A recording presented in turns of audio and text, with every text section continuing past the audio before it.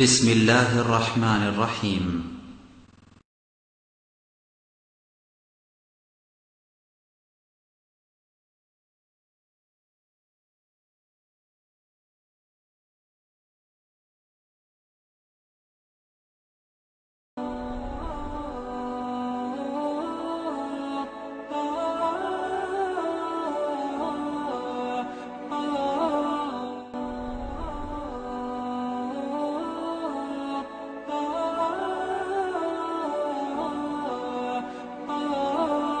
إن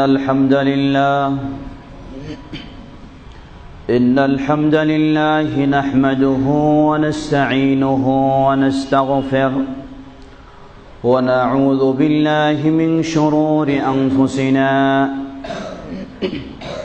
ومن سيئات أعمالنا ومن يهده الله فلا مضل له ومن يضلله فلا هادي له وأشهد أن لا إله إلا الله وحده لا شريك له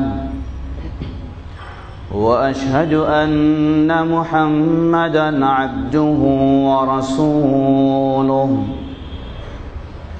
يا أيها الذين آمنوا اتقوا الله حق تقاته ولا تموتن إلا وأنتم مسلمون. يا أيها الناس اتقوا ربكم الذي خلقكم من نفس واحدة وخلق منها زوجها وبث منهما رجالا كثيرا ونساء واتقوا الله الذي تساءلون به والأرحام إن الله كان عليكم رقيبا. يا أيها الذين آمنوا اتقوا الله وقولوا قولا سديدا يصلح لكم أعمالكم ويغفر لكم ذنوبكم ومن يطع الله ورسوله فقد فاز فوزا عظيما. أما بعد فإن خير الحديث كتاب الله وخير الهدي هدي محمد صلى الله عليه وسلم وشر الأمور محدثاتها وكل محدثة بدعة وكل بدعة ضلالة وكل ضلالة في النار. فأعوذ بالله من الشيطان الرجيم. بسم الله الرحمن الرحيم. يا أيها الذين آمنوا إن تطيعوا الذين كفروا يردوكم على أعقابكم فتنقلبوا خاسرين. وصح عن النبي صلى الله عليه وسلم أنه قال: من عمل عملا ليس عليه أمرنا فهو رد. الحمد لله। শুরুতে আবারও প্রশংসা জ্ঞাপন করছি সেই আল্লাহ সুবহানাহু ওয়া তাআলা, যিনি তার বিশেষ অনুগ্রহে, তার বিশেষ দয়ায়, বিশেষ নিয়ামতে আমাদেরকে সম্মানিত করেছেন তার দ্বীনের পথে চলার মাধ্যমে।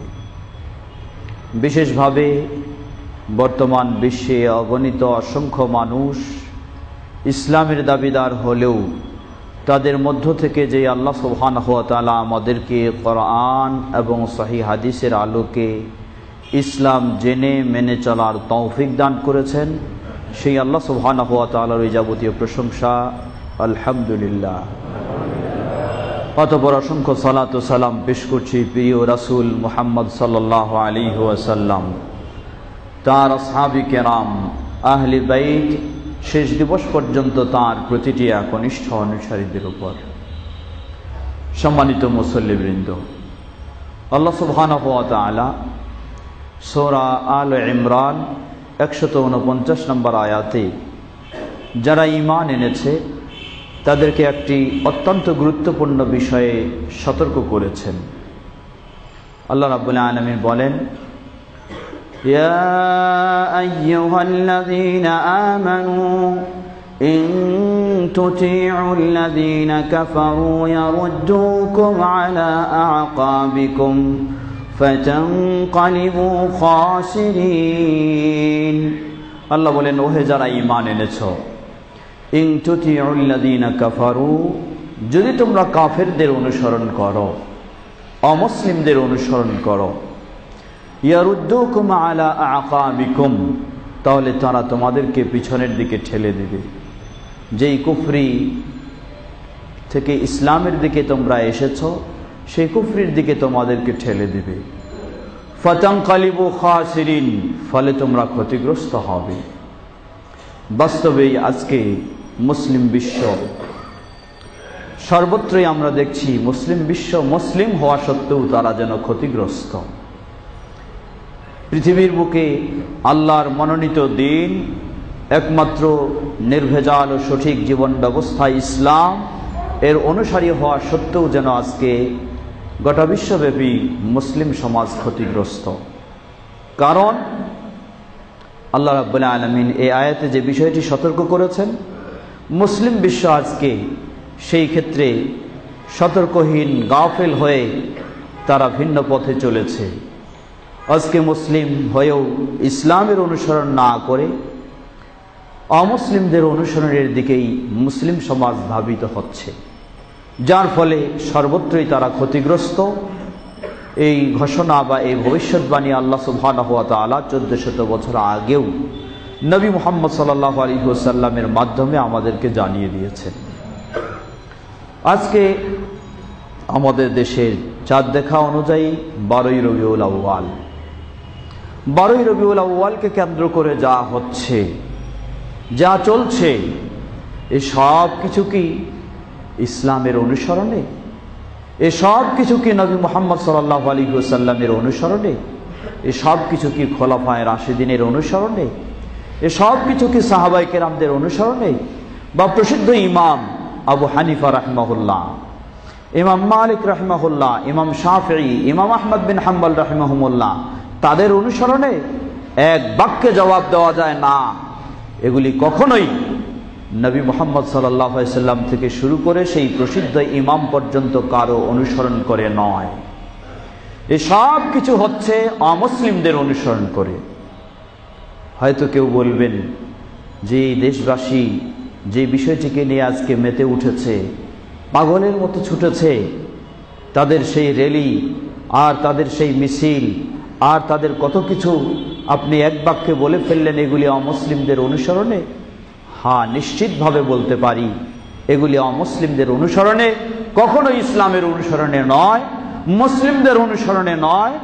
যাকে কেন্দ্র করে করা হচ্ছে তাকে অনুসরণ করে নয়, তার খোলাফায়ে রাশিদিন ও সাহাবায়ে কেরামদের অনুসরণ করে কখনো নয়। এগুলি হচ্ছে যার উৎপত্তি সম্পর্কে যদি আমরা একটু নির্ভরযোগ্য তথ্য খুঁজে দেখতে চাই তাহলে পাওয়া যায় এসব কিছু তথা ঈদে মিলাদুন্নবী নামক এই নাটক, ঈদে মিলাদুন্নবী নামক এই সমস্ত নষ্টামি, এগুলি সব কিছু এসেছে তথাকথিত মুসলিম পরিচয় দিয়ে যে সমস্ত শিয়া, বিভ্রান্ত শিয়া, তাদের থেকে এটি এসেছে। আর সেই শিয়া তারা কোথা থেকে পেয়েছে? শিয়ারা পেয়েছে খ্রিস্টানদের অনুসরণ করে। খ্রিস্টানেরা কোথা থেকে পেল? ঈসা আলাইহিস সালামের দিনে কি তাদের নবীর জন্মবার্ষিকী পালন করার কোনো বিধান ছিল? না, ছিল না। তাহলে তারা কোথায় পেল? তারা পেয়েছে সেই গ্রিকদের কাছ থেকে। সেই গ্রিক প্রতিমা পূজারী, তাদের সভ্যতা হলো তারা তাদের মাবুদদের জন্মবার্ষিকী পালন করে। তাদেরই অনুসরণ করে সেই ভ্রষ্ট ভ্রান্ত খ্রিস্টান সমাজ তারা ঈসা আলাইহিস সালামের জন্মবার্ষিকী পালন করে।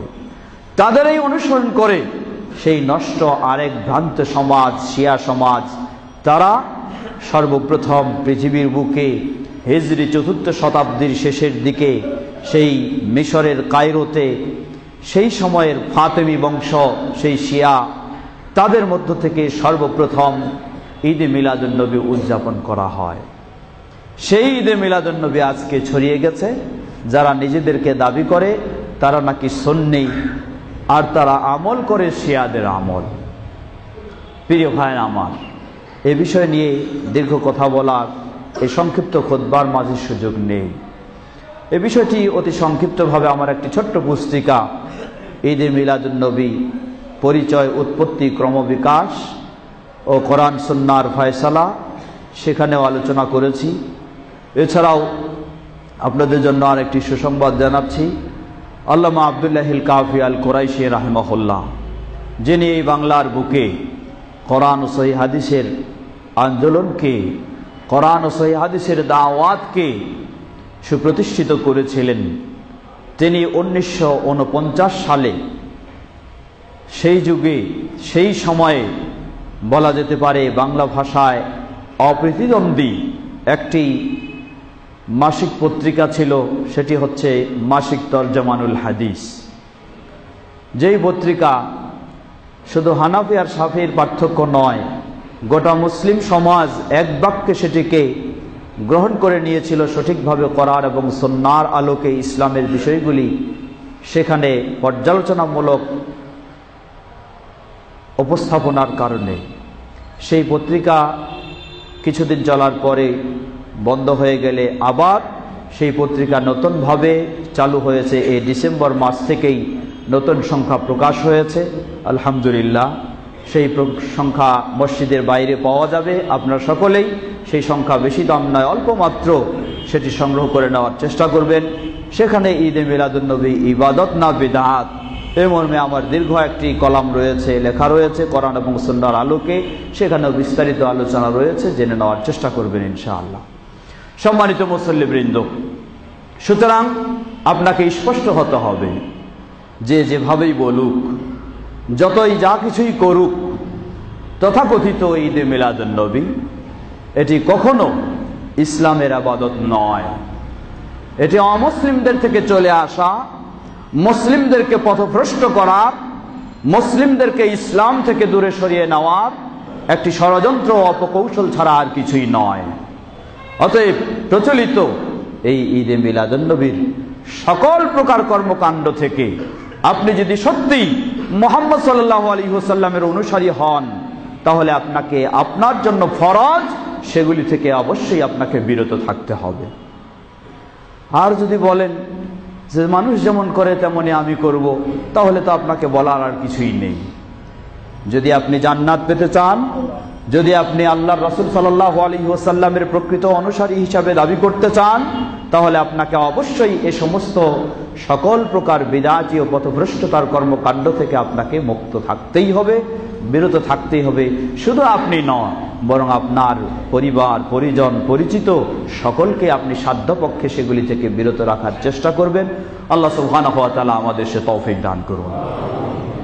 সম্মানিত দিনী ভাইরা, ঠিক তেমনই ভাবে এ মাসে এই সামনে আসছে আরেকটি মুসলিম হয়েও অমুসলিমদের অনুসরণ। মুসলিম হয়েও অমুসলিমদের অনুসরণ চলতেছে আজকে বর্তমান কতগুলি ইসলামের নাম দিয়ে, ইসলামের লেবেল দিয়ে, ইসলামের সাইনবোর্ড দিয়ে, সেটা হচ্ছে ঈদে মিলাদুন্নবী।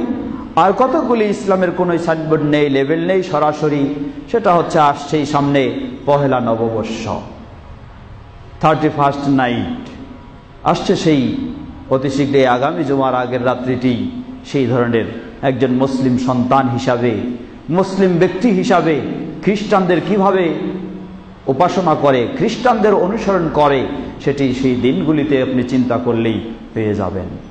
একজন মুসলিম তার শরীয়তসম্মত যে ঈদুল আজহা বা ঈদুল ফিতর সেটাকে নিয়ে যতটুকু সে উদযাপন করার চেষ্টা করে তার চেয়ে শতগুণে সেই রাত্রিগুলি বা সেই দিনগুলিকে তারা উদযাপন করে। এটাই কি মুসলিমের পরিচয়? প্রিয় ভাইয়েরা আমার, মুসলিম সমাজ যখন এ পথে এভাবেই চলেছে, সুতরাং আল্লাহর পক্ষ থেকে তাদের জন্য গজব, আল্লাহর পক্ষ থেকে তাদের জন্য অশান্তি ছাড়া আর কিছুই তো প্রতিদান হতে পারে না।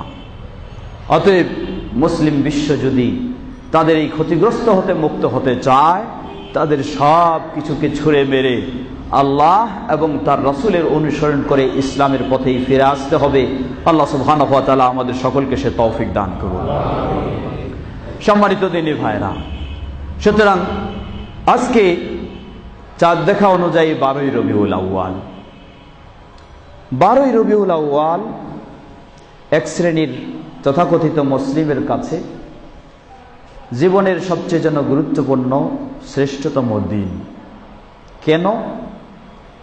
এ দিনটি নাকি নবী সাল্লাল্লাহু আলাইহি ওয়াসাল্লামের আগমনের দিন, তাই তাদের কাছে এটি শ্রেষ্ঠ উৎসবের দিন। আসলে এই দিনটি কি নবী সাল্লাল্লাহু আলাইহি ওয়াসাল্লামের আগমনের দিন, না নবী সাল্লাল্লাহু আলাইহি ওয়াসাল্লামের বিদায়ের দিন?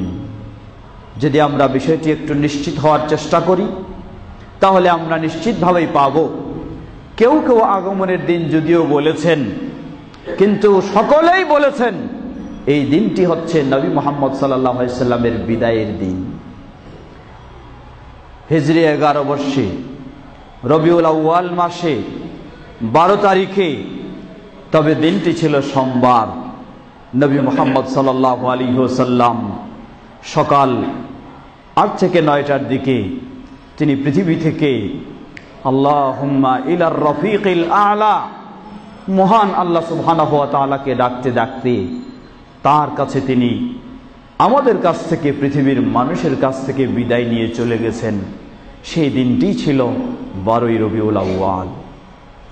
সকল মুসলিম সমাজ এক বাক্যে মেনে নিয়েছে যে এই দিনটি হচ্ছে নবী মুহাম্মদ সাল্লাল্লাহু আলাইহি ওয়াসাল্লামের ওয়াফাত দিবস। এই দিনটি হচ্ছে নবী সাল্লাল্লাহু আলাইহি ওয়াসাল্লামের মৃত্যু দিবস। এই দিনটি হচ্ছে নবী সাল্লাল্লাহু আলাইহি ওয়াসাল্লামের পৃথিবী থেকে বিদায় নেওয়ার দিন। সবচেয়ে আশ্চর্যের বিষয় আরো,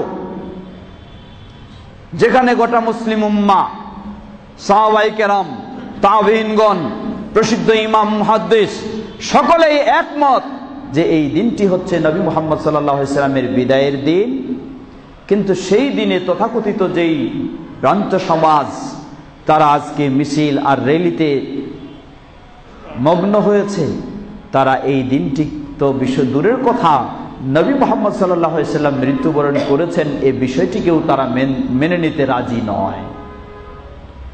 তার মৃত্যুর দিন তো দূরের কথা, তার মৃত্যু হয়েছে এই বিষয়টিকেও তারা মেনে নিতে রাজি নয়। আবার দাবি করে তারাই নাকি রাসূলের ভক্ত বেশি, তারাই নাকি রাসূলের অনুসারী বেশি। রাসূল সাল্লাল্লাহু আলাইহি ওয়াসাল্লামের লক্ষাধিক সাহাবায়ে কেরাম সকলেই এক বাক্যে তারা একমত হয়েছেন যে এই দিনটি হচ্ছে 12ই রবিউল আউয়াল সোমবারে নবী সাল্লাল্লাহু আলাইহি ওয়াসাল্লাম পৃথিবী থেকে তিনি বিদায় নিয়েছেন, মৃত্যুবরণ করেছেন। আর তথাকথিত সেই শিয়া সমাজের অনুসারী যারা, শিয়াদের অনুসারী, তারা এই দিনটিকে রাসূল সাল্লাল্লাহু আলাইহি ওয়াসাল্লামের মৃত্যু দিন তো দূরের কথা, রাসূলের মৃত্যুকেও তারা বিশ্বাস করতে রাজি নয়। সুতরাং তাদের এই বিষয় নিয়ে কোনো কথা বলারই আর প্রয়োজন হয় না। এক বাক্যেই আপনাকে মেনে নিতে হবে যে এটি ইসলামের বাইরের বিষয়, এটি ইসলামের বিষয় নয়, এটি ইসলামের কাজ নয়, এটি ইসলামের ইবাদত নয়। যারা ইসলামকে নষ্ট করতে চায় তাদেরই এটি কাজ হতে পারে। যারা ইসলামকে মানুষের সামনে বিভ্রান্ত রূপ দিয়ে তুলে ধরতে চায় তাদেরই এ কাজ হতে পারে। যেই লোকেরা এই দিনে নিজেদের জীবন যেন শেষ করে দিচ্ছে উৎসব পালন করতে, তাদেরকে যদি একটু জিজ্ঞাসা করেন, আপনি তো এতই রাসূল প্রীতি দেখাচ্ছেন, রাসূলের প্রতি এতই ভক্তি শ্রদ্ধা আপনি দেখাচ্ছেন, আপনি আপনার জীবনের সালাতগুলি কি রাসূল সাল্লাল্লাহু আলাইহি ওয়াসাল্লামের, আপনি আপনার জীবনের সালাতগুলি কি প্রতিদিন 5 ওয়াক্ত সালাত কি রাসূল সাল্লাল্লাহু আলাইহি ওয়াসাল্লামের সঠিকভাবে অনুসরণ করে মানার চেষ্টা করেন?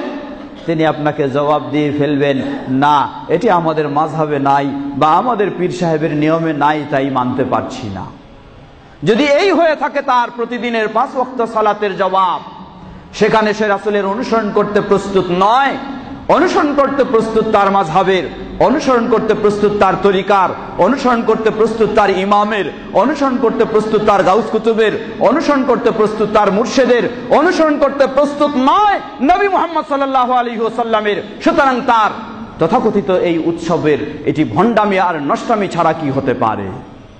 এটি রাসূল সাল্লাল্লাহু আলাইহি ওয়াসাল্লামের প্রতি একটি বৃদ্ধাচরণের প্রদর্শন ছাড়া আর কি হতে পারে? সম্মানিত সুধীবৃন্দ, সম্মানিত মুসল্লিবৃন্দ, সুতরাং আপনি তখনই সত্যি রাসূলের প্রতি আপনার শ্রদ্ধা রয়েছে বলে প্রমাণ করতে পারবেন যখনই আপনি আপনার জীবনের যে কোনো মুহূর্ত রাসূল সাল্লাল্লাহু আলাইহি ওয়াসাল্লাম কিভাবে করেছেন বিশুদ্ধভাবে প্রমাণিত সেভাবে করার জন্য আপনি প্রস্তুত থাকবেন। তাহলেই হচ্ছেন আপনি সত্যিই রাসূল সাল্লাল্লাহু আলাইহি ওয়াসাল্লামের অনুসারী। সুতরাং আজকে আমরা স্মরণ করতে দিতে চাই, বিশ্বব্যাপী আহলুল হাদিসরা যারা কোনো তরিকাপন্থী নয়, কোনো মাযহাবপন্থী নয়, সকল ইমামদেরকে যথাযথ তারা সম্মান করেন, কিন্তু কোনো ইমামের তারা কোরআন এবং সুন্নাহকে বাদ দিয়ে অন্ধ অনুসরণ করেন না। তারা মুহাম্মদ সাল্লাল্লাহু আলাইহি ওয়াসাল্লামকে বাদ দিয়ে কোনো গাউস কুতুবের কখনো অনুসরণ করে না। সেই আহলুল হাদিসরা সর্বমুহূর্তে তারা প্রস্তুত সর্বক্ষেত্রে রাসূল সাল্লাল্লাহু আলাইহি ওয়াসাল্লাম থেকে যা প্রমাণিত সেটিকে মেনে নিতে। তাই প্রকৃতপক্ষে বিশ্বের বুকে যারা রাসূলের প্রকৃত অনুসারী তারাই হচ্ছেন সেই আহলুল হাদিস বা সালাফি সমাজ।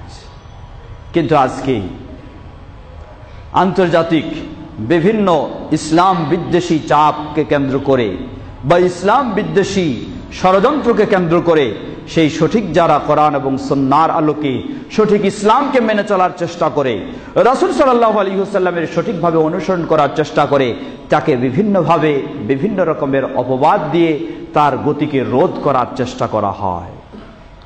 আমরা স্পষ্টভাবে জানাই দিতে চাই, আমরা এই বিষয়ে একমত।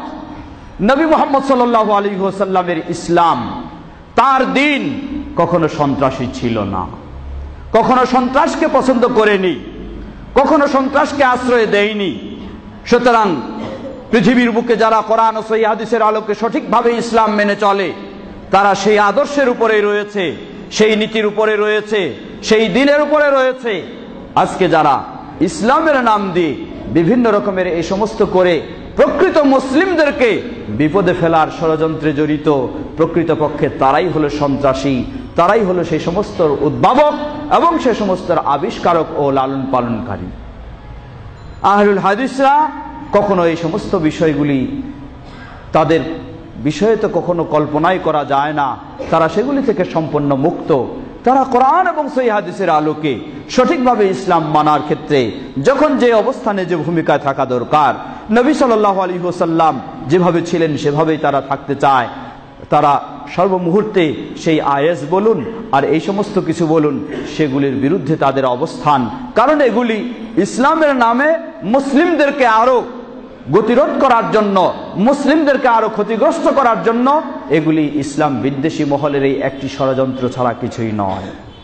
সম্মানিত মুসল্লিবৃন্দ, সে বিষয়ে দীর্ঘ করার সুযোগ নেই, আসুন আবার ফিরে আসি। আজকে যে বিষয়টি পালন করা হচ্ছে 12ই রবিউল আউয়াল, ঈদে মিলাদুন নবী।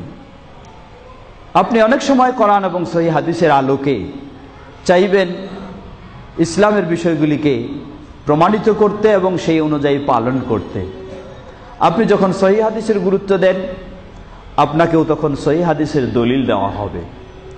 আপনাকে বলা হবে আল্লাহ রাসূল সাল্লাল্লাহু আলাইহি ওয়াসাল্লাম স্বয়ং তিনি নিজেই তার জন্মদিবস পালন করেছেন। হাদিস সহিহ মুসলিমের, হাদিস সহিহ মুসলিমের রাসূল সাল্লাল্লাহু আলাইহি ওয়াসাল্লামকে জিজ্ঞাসা করা হলো ইয়াউমুল ইসনাইন, সোমবারে তিনি কেন সিয়াম পালন করেন?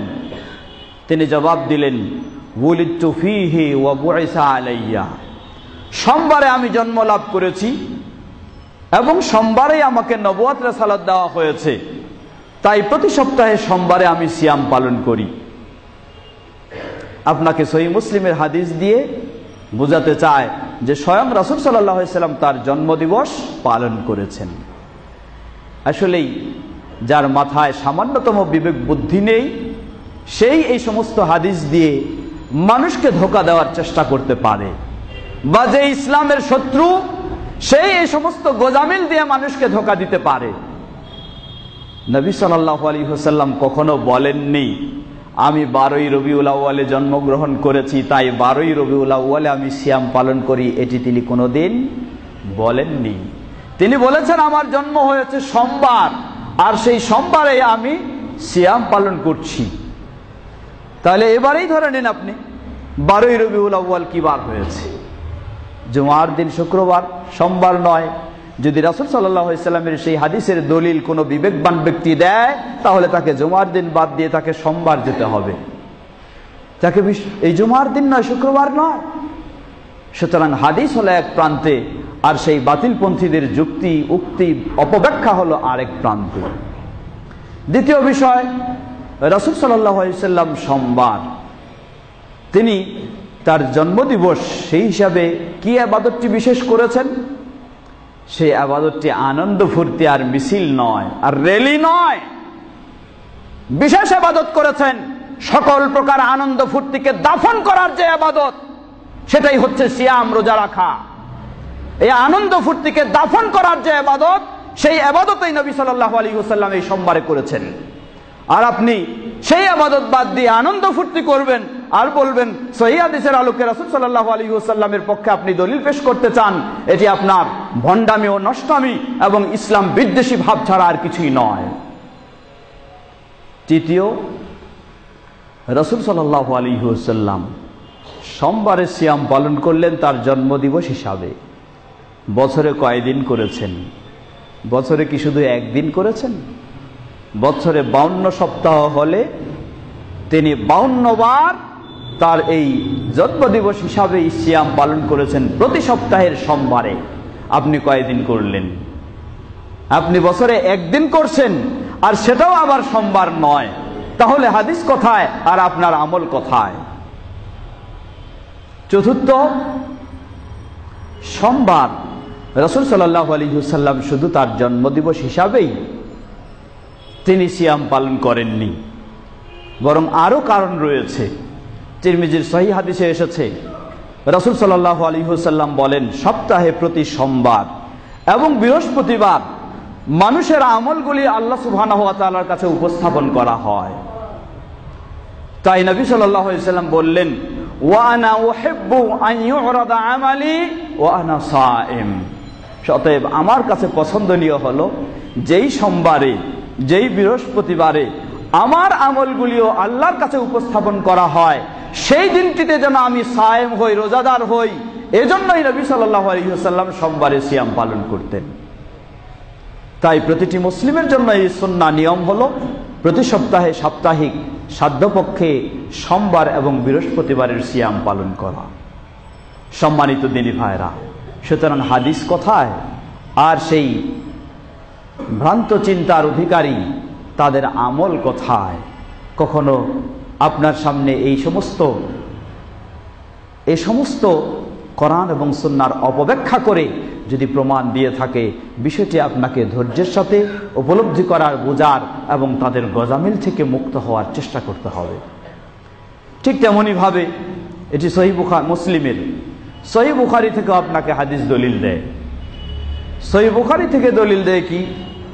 আবুল আহাব, সেই আবুল আহাব যিনি ইসলামের শত্রু ছিলেন, নবী সাল্লাল্লাহু আলাইহি ওয়াসাল্লামের শত্রু ছিলেন, তিনি তার কৃতদাসী নবী সাল্লাল্লাহু আলাইহি ওয়াসাল্লামকে দুধ পান করার কারণেই তাকে আজাদ করে দিয়ে থাকে, যার ফলে নবী সাল্লাল্লাহু আলাইহি ওয়াসাল্লাম এর জন্য তিনি এই যে ত্যাগ স্বীকার করলেন, অবদান রাখলেন।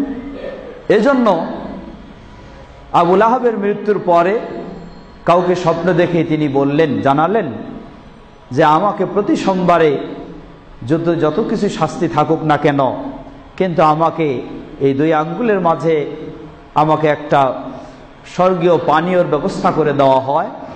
আর সেটা হলো কারণ একটাই, যে আমি মুহাম্মদ সাল্লাল্লাহু আলাইহি ওয়াসাল্লামকে দুধ পান করার কারণে আমার কৃতদাসীকে আমি আজাদ করে দিয়েছি। সহিহ বুখারী থেকে এটি আপনাকে আরেক সহিহ বুখারীর দলিল আপনি সবসময় দেন, আপনাকে সেই দলিল দিয়ে থাকে। অতএব দলিল কি?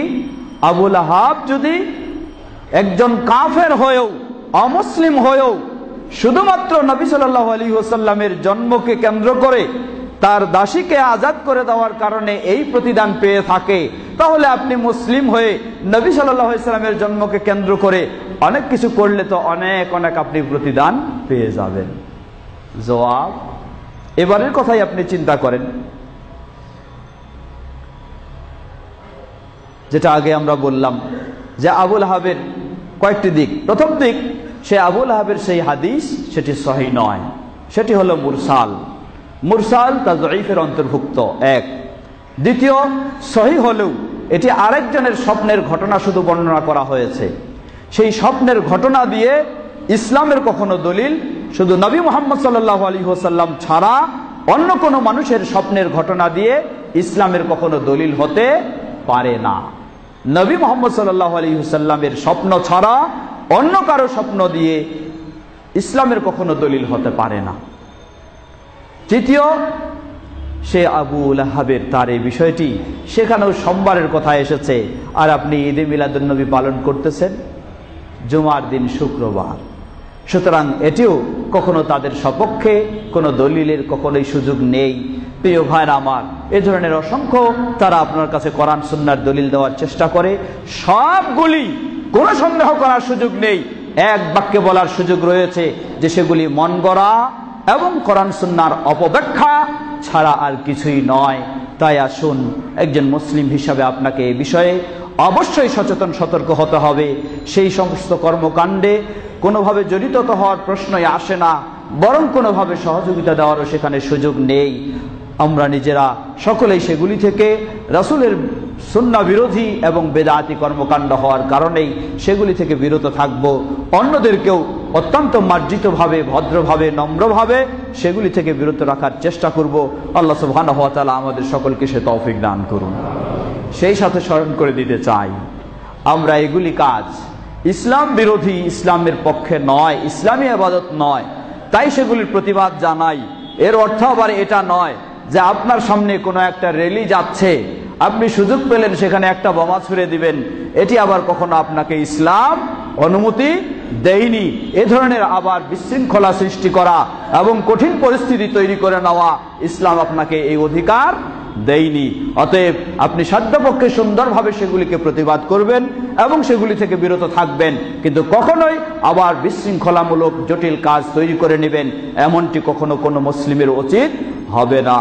আল্লাহ রাসূল সাল্লাল্লাহু আলাইহি ওয়াসাল্লাম তিনি তার জীবদ্দশায় বলেছেন, মান আমিলা আমালান লাইসা আলাইহি আমরুনা ফাহুয়া রাদ। যে ব্যক্তি ইসলামের এমন কোন আমল করবে যেই আমলের সপক্ষে আমাদের কোনো নিয়ম নীতি নির্দেশনা নেই, ফাহুয়া রাদ্দুন, সেটি তার দিকে ছুঁড়ে মারা হবে। সুতরাং আজকের এই দিনকে কেন্দ্র করে নবী মুহাম্মদ সাল্লাল্লাহু আলাইহি ওয়াসাল্লাম থেকে করার কোনো কিছুই প্রমাণিত হয়নি।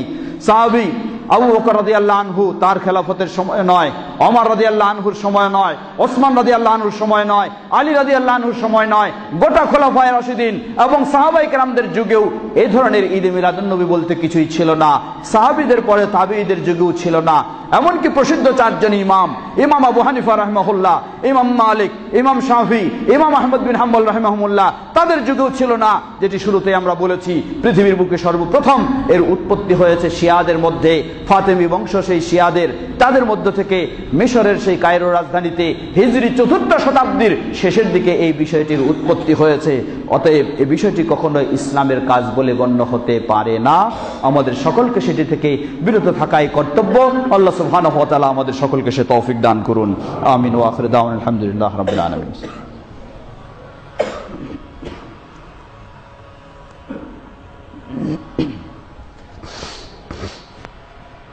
আলহামদুলিল্লাহ ওয়াসসালাতু ওয়াসসালামু আলা আবদিল্লাহি ওয়া রাসূলিহি নবিয়িনা মুহাম্মদ ওয়া আলা আলিহি ওয়া সাহবিহি ওয়া মান তাবিআহুম বিইহসানিন ইলা ইয়াউমিদ্দিন, আম্মা বাদ। সম্মানিত মুসল্লিবৃন্দ, ঠিক তেমনইভাবে আরেকটি বিষয়, সে বিষয়টি স্মরণ করে দিতে চাই। আপনি একজন মুসলিম, আপনাকে চিন্তা রাখতে হবে, আপনাকে এই বিষয়ে অগ্রসর হতে হবে আপনি ইসলাম মেনে চলবেন। কিন্তু আজকে আফসোসের সাথে বলতে হয়, সেই অমুসলিমদের কালচারগুলি, অমুসলিমদের উৎসবগুলি আজকে মুসলিম সমাজ কোনোটি ইসলামের নাম দিয়ে, ইসলামের লেবেল দিয়ে, আবার কোনোটি সরাসরি সেই আচরণগুলি অনুসরণ করে চলছে। পর্দার আড়ালের মা ও বোনেরাও রয়েছেন, বিষয়টিকে ভালোভাবে উপলব্ধি করবেন। আপনার মতো একজন অভিভাবক যেমন ওই সেই নববর্ষকে ইংরেজি নববর্ষ বলেন আর বাংলা নববর্ষ বলেন, আমরা সকলেই জানি কয়েকদিন আগেই, মাস দুয়েক আগেই হিজরি নববর্ষ অতীত হয়ে গেল, কিন্তু কেউ তো কোনোদিন হিজরি নববর্ষ উদযাপন করিনি। এটাই প্রমাণ করে যে ইসলামে কোনো নববর্ষ উদযাপনের বিধান নেই।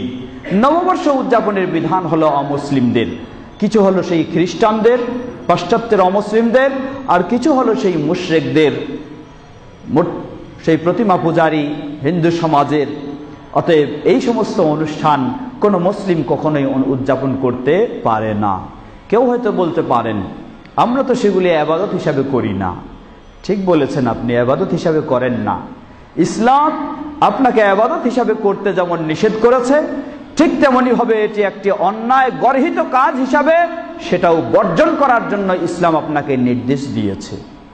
সুতরাং কোন দৃষ্টিকোণ থেকেই আপনার পক্ষে সেই কাজগুলিতে জড়িয়ে যাওয়া মুসলিম হিসাবে কখনো আপনার বৈধ হবে না। যদি জড়িয়ে গিয়ে থাকেন তাহলে পর্যায়ক্রমে আপনার ঈমানকে যেন আপনি কুঠারাঘাত করছেন, আপনার ঈমানকে ধ্বংস করার জন্য আপনিই যেন সেই ক্ষেত্রে ভূমিকা রাখছেন। আসুন সেই 31st নাইটকে কেন্দ্র করে, সেই রাত্রিকে কেন্দ্র করে, অথবা পরের দিনে সূর্য পূজাকে কেন্দ্র করে সকল প্রকার কর্ম একজন মুসলিম হিসাবে আপনাকে বিরত থাকতে হবে। আপনার সন্তান, আপনার ছেলে মেয়ে, বিশেষ করে আজকে যুব সমাজ এটি খুবই অত্যন্ত পরিতাপের সাথে বলতে হয়, নতুন প্রজন্ম, আমাদের নতুন প্রজন্ম, আগামী প্রজন্ম, সেই নতুন প্রজন্ম আমাদের সন্তানেরা, তারাই হচ্ছে বা মুসলিম বিশ্বের মুসলিম যুব সমাজ, তারা আজকে অমুসলিমদের সবচেয়ে বড় টার্গেটে। কিভাবে তাদেরকে নেশাগ্রস্ত করে দেওয়া যায়, কিভাবে তাদের আদর্শকে নষ্ট করে দেওয়া যায়, কিভাবে তাদের চরিত্রকে ধ্বংস করে দেওয়া যায়, কিভাবে তাদেরকে একেবারে অযোগ্য করে তোলা যায়। কারণ একটা দেশকে নষ্ট করতে চাইলে সহজে নষ্ট করা সম্ভব নয়। এই দেশের নতুন প্রজন্ম যারা আসতেছে ওদেরকেই নষ্ট করার জন্য পরিকল্পনা হাতে নিতে হবে। তাহলে এই দেশের মাঝে ভালো বলতে কিছুই পাওয়া যাবে না, এই দেশের মাঝে ভালো বলতে কিছু রাখার সুযোগ হবে না, সবই খারাপ হয়ে যাবে। সেই টার্গেটে আজকে আমাদের যুব সমাজ সেই টার্গেটের শিকার। তাই এই যুব সমাজকে এ সমস্ত বিভিন্ন রাত্রিকে কেন্দ্র করে, উপলক্ষকে কেন্দ্র করে তাদেরকে কিভাবে নেশাগ্রস্ত করা যায়, তাদেরকে কিভাবে দুশ্চরিত্র এবং তাদেরকে কিভাবে বখাটের মতো বানিয়ে দেওয়া যায়, সেই পথেই আজকে আমাদের যুব সমাজকে নেওয়া হচ্ছে। প্রতিটি বিবেকবান মুসলিম দেশবাসীকে অবশ্যই এক্ষেত্রে সচেতন হতে হবে, সতর্ক হতে হবে। আমাদের এই নতুন আমাদের সন্তানেরা তারা যেন তাদের আদর্শকে নষ্ট না করে ফেলে, তারা যেন তাদের আদর্শকে হারিয়ে না ফেলে। মুসলিমের সন্তান হিসাবে মুসলিমের সন্তান মুসলিম হিসাবেই যেন গড়ে উঠতে পারে। প্রতিটি দেশবাসীর যারা দেশের কল্যাণ চায় তাদের জন্য অপরিহার্য কর্তব্য আমাদের নতুন প্রজন্মকে ওই সমস্ত অপসংস্কৃতি থেকে, নতুন প্রজন্মকে ওই সমস্ত অশালীন কর্মকাণ্ড থেকে তাদেরকে বিরত রাখাটা দেশের প্রতিটি মানুষের জন্য ফরজ। সেই হিসাবে আমরা বলবো ইসলামও আপনাকে ফরজ করে দিয়েছে, সেগুলি থেকে বিরত থাকতে হবে। দেশকে যদি আমরা সুন্দর করতে চাই, নতুন প্রজন্মকে যদি আমরা আদর্শবান হিসাবে গড়তে চাই, দেশের সুনাগরিক যদি আমরা তৈরি করতে চাই, তাহলে সেই নেশাগ্রস্ত হওয়া থেকে আমাদের সন্তানদেরকে অবশ্যই রক্ষা করতে হবে। আসুন আমরা এই সমস্ত উপলক্ষকে না বলে সেগুলিকে সমাজ থেকে একেবারে আমরা তুলে দেওয়ার চেষ্টা করি। আমরা যেন কোনোভাবেই সেগুলি থেকে জড়িত না হয়ে আমাদের নতুন প্রজন্মকে আদর্শ মানুষ হিসাবে গড়ে তোলার, আদর্শ নাগরিক হিসাবে গড়ে তোলার, আদর্শ মুসলিম হিসাবে গড়ে তোলার কর্মসূচি আমরা হাতে নেওয়ার চেষ্টা করি। আল্লাহ সুবহানাহু ওয়া তাআলা আমাদের সকলকে সে তৌফিক দান করুন। ইবাদাল্লাহ রাহিমাকুমুল্লাহ, ইন্নাল্লাহা ক্বাদ আমারাকুম আন তুসাল্লু আলা নবিয়িকুম ওয়া ক্বাদ বাদা বিনাফসি ফাকাল ইন্নাল্লাহা ওয়া মালাইকাতাহু ইউসাল্লুনা আলান নবী ইয়া আইয়ুহাল্লাযীনা আমানু সাল্লু আলাইহি ওয়া সাল্লিমু তাসলিমা আল্লাহুম্মা সাল্লি আলা মুহাম্মাদ ওয়া আলা আলি মুহাম্মাদ كما صليت على إبراهيم وعلى آل إبراهيم إنك حميد مجيد اللهم بارك على محمد وعلى آل محمد كما باركت على إبراهيم وعلى آل إبراهيم إنك حميد مجيد اللهم ارض عن الخلفاء الراشدين وعن سائر أصحاب نبيك الكريم اللهم أعز الإسلام والمسلمين واخذل الكفرة والمشركين ودمر ديارهم হে আল্লাহ আমাদের দেশ সহ পৃথিবীর সর্বত্র ইসলাম ও মুসলিমদেরকে সমুন্নত করুন পৃথিবীর সর্বত্র মুসলিমদেরকে কোরআন ও সহিহ হাদিসের আলোকে ইসলাম মেনে চলার তৌফিক দান করুন সর্বত্র মুসলিম উম্মাহকে ইসলামের অনুসরণে ফিরে আসার তৌফিক দান করুন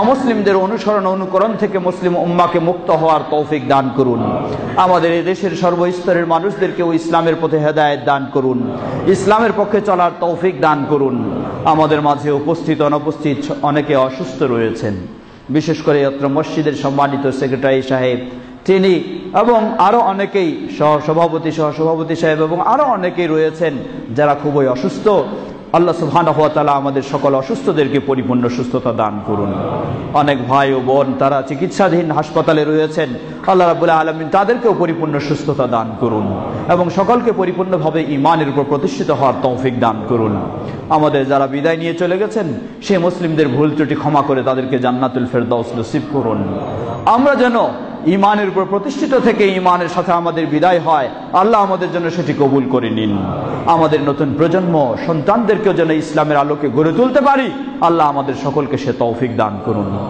সুবহানাকা আল্লাহুম্মা ওয়া বিহামদিকা আশহাদু আল্লা ইলাহা ইল্লা আনতা আস্তাগফিরুকা ওয়া আতুবু ইলাইক